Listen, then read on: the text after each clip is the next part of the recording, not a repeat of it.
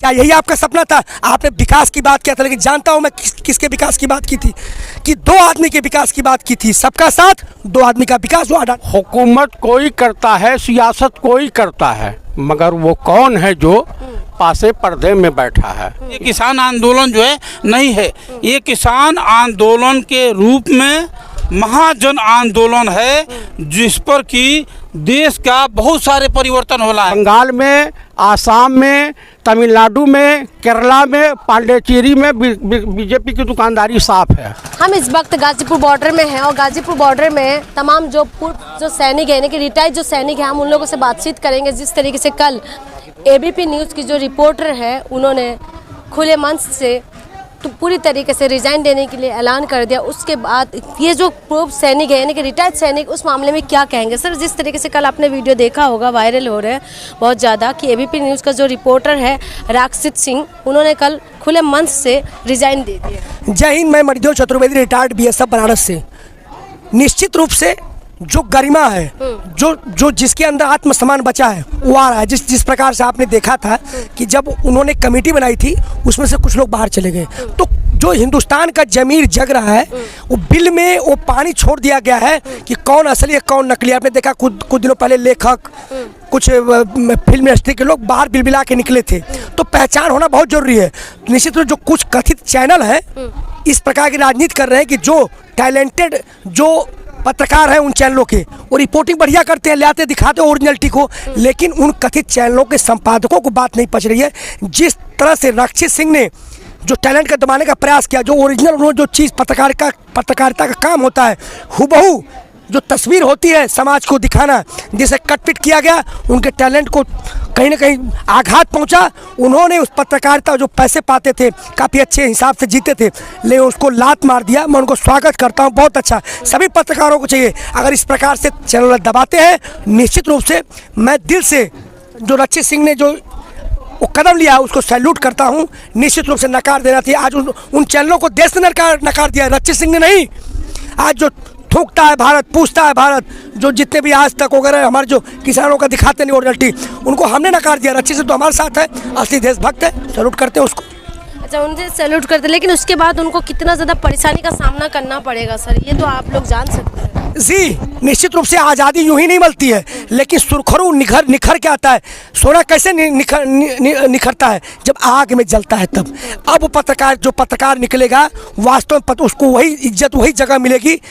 थोड़ी देर के लिए दिक्कतें होती हैं, लेकिन सच जो सामने आता है, तो जैसे हम आंदोलन बैठे हुए हैं, तो हम भी तो देखो गर्मी में सर्दी में मर रहे हैं, क्या कर रहे हैं, लेकिन जो चीज़ें मिलेंगी तो वो एक बहुत बड़ी चीज़ होगी। तो हमारे लिए वो इतना बढ़िया रक्षित सिंह रिपोर्टर याद रहेगा, पूरा जमाना कल देखेगा। अगर वो अपना चैनल भी खोलता है तो निश्चित रूप से पूरी दुनिया उसकी, जो पूरी भारतीय जनमानस उसका देखेगी। जी सर, आप क्या कहेंगे इस मामले में? रिटायर्ड सूबेदार गुरचरण सिंह, ये जो मोदी गवर्नमेंट ने ये जो सच की आवाज़ को दबाने के लिए ये जो हिंदुस्तान में षड्यंत्र रचा था, अभी लोगों की समझ में आ रहा है।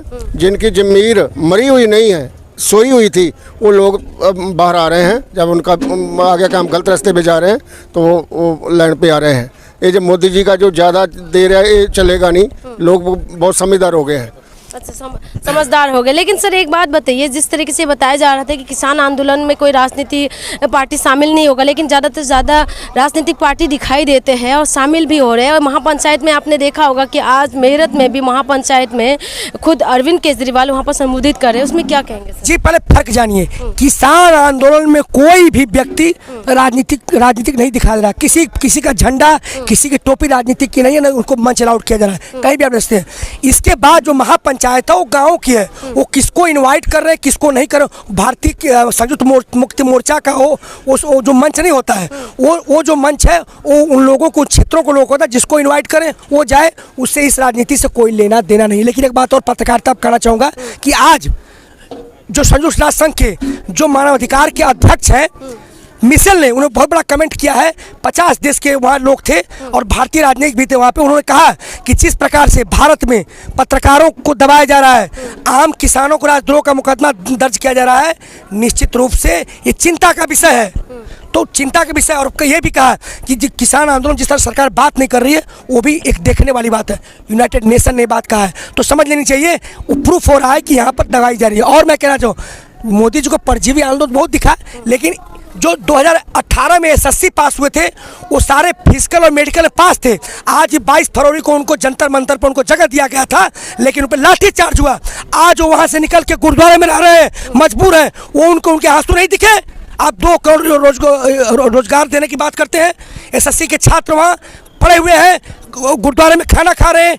क्या यही आपका सपना था? आपने विकास की बात किया था, लेकिन जानता हूं मैं किसके विकास की बात की थी, कि 2 आदमी के विकास की बात की थी। सबका साथ 2 आदमी का विकास, वो अडानी अंबानी का दिख रहा है। जी ठीक है सर, जिस तरीके से सवाल यही है कि रिपोर्टर ने अपनी पूरी तरह खुले मन से उन्होंने जॉब को रिजाइन दिया है, उस मामले में रिटायर्ड फौजी आप लोग किस नज़र से देख रहे हैं, क्या मान रहे हैं? देखिए, हम सूबेदार मेजर जयप्रकाश मिश्रा, संस्थापक और राष्ट्रीय अध्यक्ष वेटरन्स एसोसिएशन, और हम खुद सलूट के अधिकारी हैं, लेकिन मैं उस रिपोर्टर को, एबीपी के न्यूज़ रिपोर्टर को मैं सलूट करता हूं जिसका ज़मीर जाग गया, क्योंकि देरी सही लेकिन जागा। तो इसी तरह से बाकी में जो रिपोर्टर हैं और जज हैं, क्योंकि जो इसके पहले आपने देखा था कि अरुण मिश्रा जज साहब ने भी बोला था कि हमको दबाया जा रहा है, पैसे के बल पर हमारे आवाज़ को, हमारे न्याय को बदला जा रहा है, इससे लगता है कि हम देश छोड़ दें या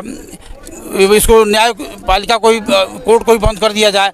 तो मैं इनसे सभी से बोलता हूँ जो दबाए जा रहे हैं उनका ज़मीर जागे और सरेआम खड़े हों, क्योंकि दब करके जीने में वो नहीं है, जितना सम्मान नहीं है जितना कि हम अगर जो हम सत्य के लिए, देश के लिए लड़ते लड़ते हम मर जाए ना तो हमारा देश में नाम होगा। इस तरह से तुमको जीने से कोई मतलब नहीं, कोई वो नहीं है। तो जिस तरह से उन्होंने छोड़ा है उनका सम्मान किया जाएगा, देश सम्मान करेगा।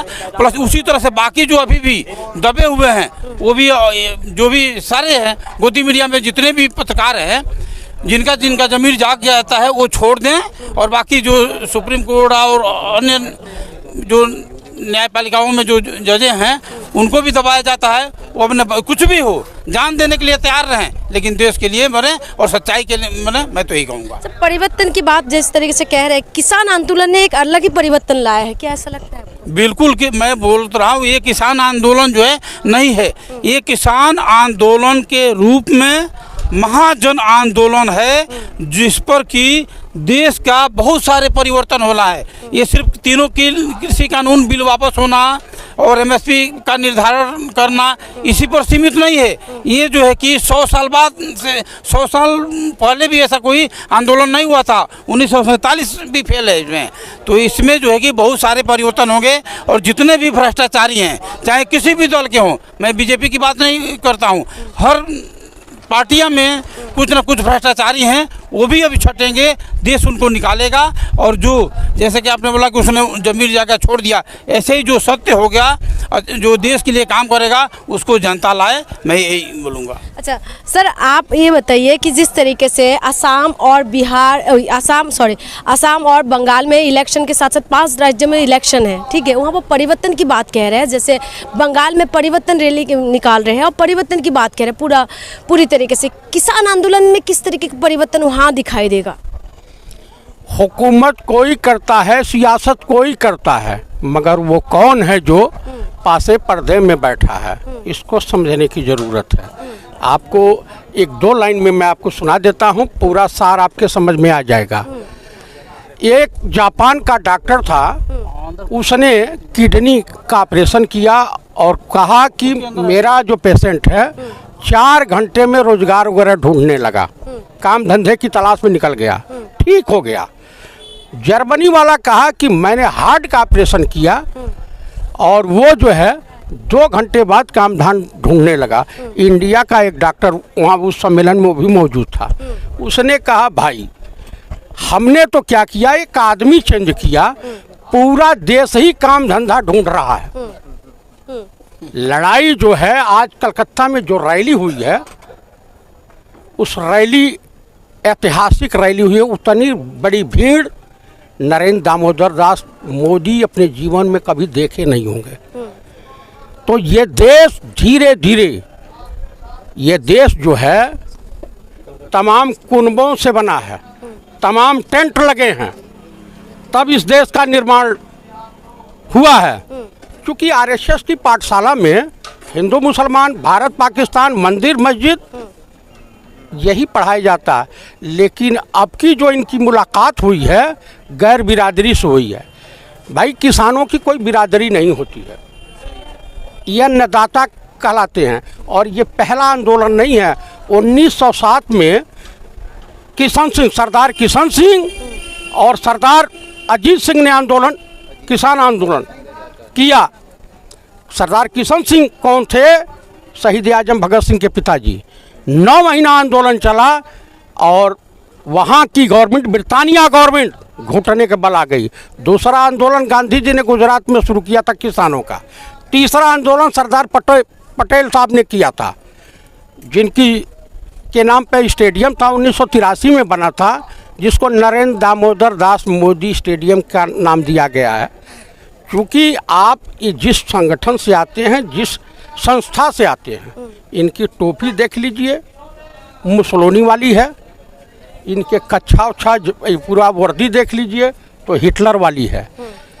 तो देखिए अब इस देश की जनता ने जब तक आपसी कि मैं इंडियन हूँ, मैं भारतीय हूँ, हम सब इंसान हैं, नहीं करेगी तो स्थिति इसी तरीके से आंदोलन होते रहेंगे। कब तक चलेगा सर आंदोलन? हर तरीके अभी किसान आंदोलन के साथ साथ आपको बता रहा हूँ कि ये आंदोलन 2024 तक चलेगा। और ये भी सुन लीजिए कि 2024 में दुकानदारी साफ होने जा रही है। हो सकता है बीच में सरकार गिर जाए।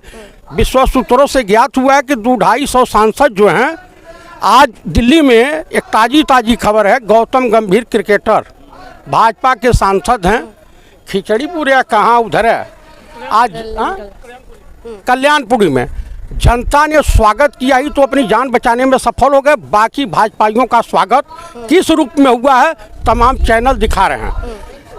आप ग्रामीण क्षेत्रों में जा नहीं सकते हैं। एक चीज़ हम आपके चैनल के मार्फत माननीय प्रधानमंत्री जी से पूछना चाहते हैं कि आरएसएस और भाजपा क्या अपने सहयोगी दल चुनाव आयोग के साथ मिलकर के बंगाल, आसाम, केरला, तमिलनाडु में चुनाव लड़ेगा या पांडिचेरी में? बंगाल में तो ममता बनर्जी अभी नाराज भी हो रहे हैं कि 8 उसमें चुनाव हो रहा है। आपसे कहा क्या है, आप पूरा जो हमने प्रधानमंत्री से जो प्रश्न किया है उसका सार आप समझिए। भाई चुनाव आयोग 8 चरण का मतदान होने का क्या मतलब है? 294 सीट पे आप 8 चरण में मतदान करा रहे हैं। 234 सीट है तमिलनाडु की, वहाँ एक दिन में मतदान करा रहे हैं। ये क्या साजिश है? बंगाल में आपको कोई वोट देने वाला नहीं है। कभी कहेंगे कि राहुल गांधी समुद्र में मछुआरों का वोट हासिल करने के लिए जंप लगाए। आप जाइए बंगाल में, बंगाल के खाड़ी में कूद जाइए। जानते हैं एक चीज़ आपको मैं बता देता हूँ कि दिलेरी की बातें करता है वो बहुत, लेकिन मरने से डरता क्यों है वो? आप इस चीज़ को ये जितने ये बंगाल में क्या लगता है, बंगाल में परिवर्तन होगा या फिर से ममता ही आएंगे? आपको मैं बोल रहा हूँ कि बंगाल में बीजेपी नहीं आ रही है। वो लोग तो दावा कर रहे हैं कि पूरी तरह से परिवर्तन होगा। आपको मैं बता रहा हूँ कि मैं जो बता रहा हूँ, अनुभव बता रहा हूँ, जानकारी बता रहा हूँ। पंजाब, अरे बंगाल में, आसाम में, तमिलनाडु में, केरला में, पांडिचेरी में बीजेपी की दुकानदारी साफ है। असम तो आप कह रहे हैं कि बहुमत के साथ आएंगे असम में। मैं आपको दावे के साथ कह रहा हूँ कि भैया किसान वहाँ भी रहते हैं, आसाम में रहते हो, आप तो आसाम की हैं। मैं तिनसुकिया, डिंजान, डिब्रूगढ़, डिगबोई, दुलियाजान, हथियाली, छबुआ, मोहनबाड़ी मैं रहा हूँ। चाय बागान है कि नहीं, देख रही हैं कि नहीं? हाँ, गुवाहाटी भी देख लीजिए, सब देख लीजिए, वशिष्ठा वगैरह सब देखे। किसान नहीं रहते वहाँ? आप बता दो। मैं वही कह रही हूँ, परिवर्तन होगा, सबकी है। ये उत्तर से लेके दक्षिण तक और पूरब से लेकर पश्चिम तक ये किसानों की धरती है। मैंने आपने कहा कि गैर बिरादरी से इन्होंने पंगा मोड़ लिया है, उसका खामियाजा तो इनको भुगतना पड़ेगा। ठीक है, धन्यवाद सर, थैंक यू।